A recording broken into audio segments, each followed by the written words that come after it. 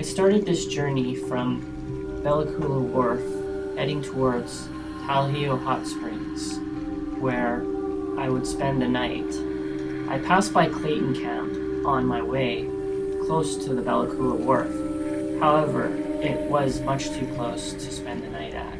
It would be a place that would be ideal if you were just getting into Bellacoola late. The North Bentinck Arm that I'm paddling through here is known for its strong winds, and as it was early in the morning, I didn't have that situation to face, but I was sure I'd face it as I rounded the corner in the South Bentinck section.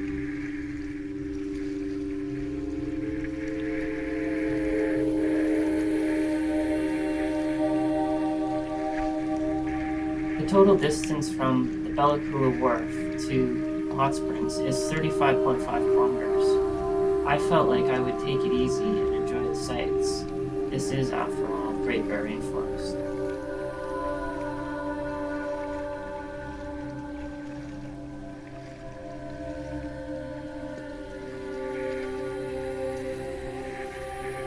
I was really mesmerized by the color of the water. This being a glacier-fed ocean area, the turquoise color was really tranquil and very soothing as I paddled along.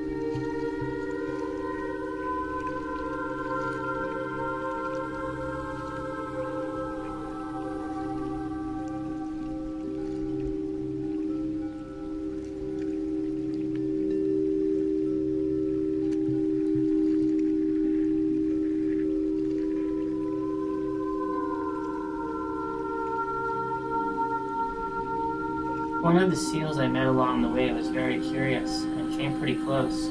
It was quite an honor to be able to paddle alongside this beautiful animal.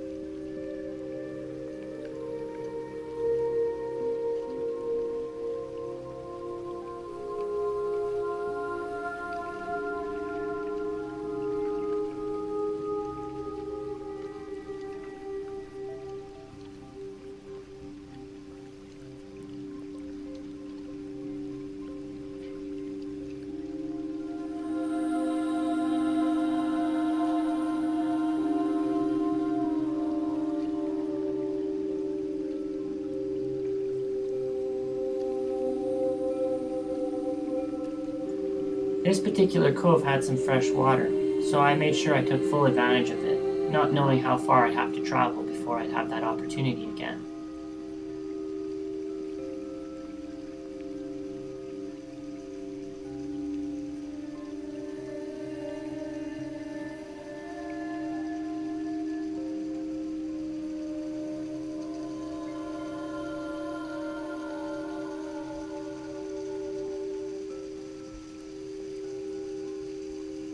I was also mesmerized by the different designs, shapes, and textures on the rocks. It was something that was very beautiful to look at as I paddled by.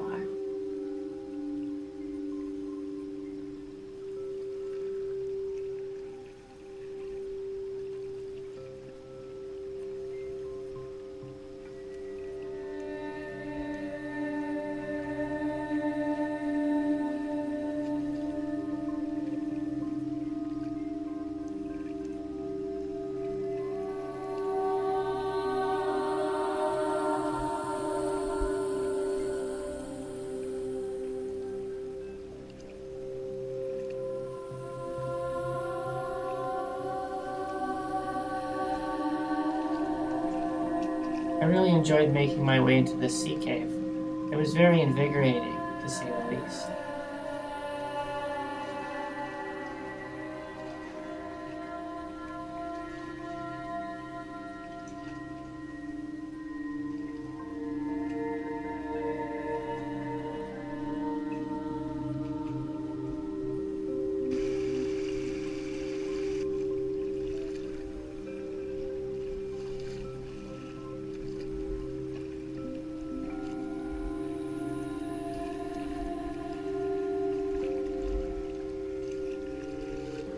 As I paddled into the confluence of North and South Bentnick, the wind was blowing from the southwest, so I had a bit of a headwind to deal with here.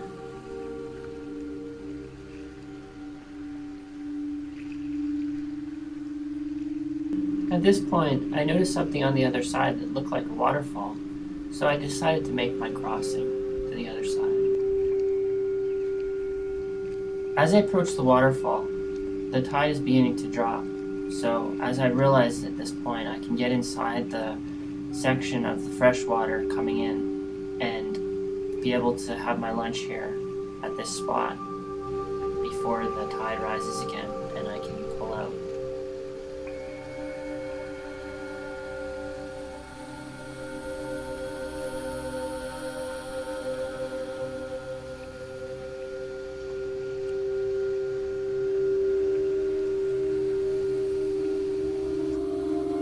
There was bear activity around the waterfall. However, I didn't see any, but I did see some fish jumping, so that was a sign that the bears do come there to fish.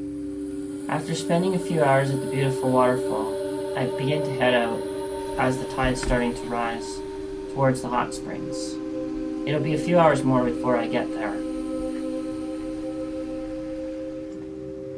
When I made it to the hot springs, I spent the night here. I camped on the beach. An Aboriginal family showed me around, and some kids took me to this healing springs, which was really powerful. The next morning, I headed towards Larso Bay and the Big Cedar Tree Wreck Site. Along the way, there were many beautiful waterfalls, mountains with glaciers, and of course, the Big Cedar Tree Wreck Site. I found the wreck site, but I couldn't find the big cedar tree. It was hidden down the logging road about 1 kilometer or so.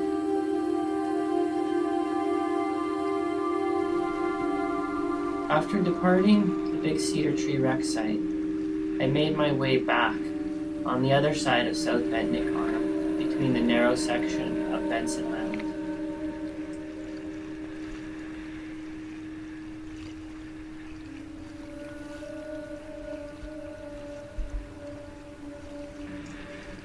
Because it was just afternoon, the winds were starting to pick up from the northwest, so I had to deal with a bit of a headwind.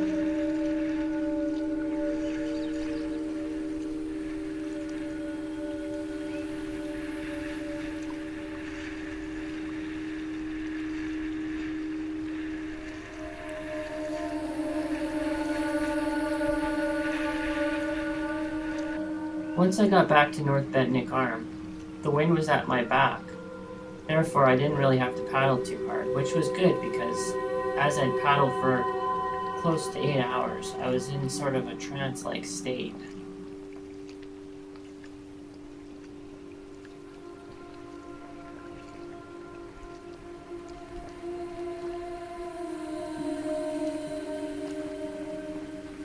As I made my approach into North Bentnick Arm, I was welcomed back by Great Eagle, which was quite an honor and something I'm very grateful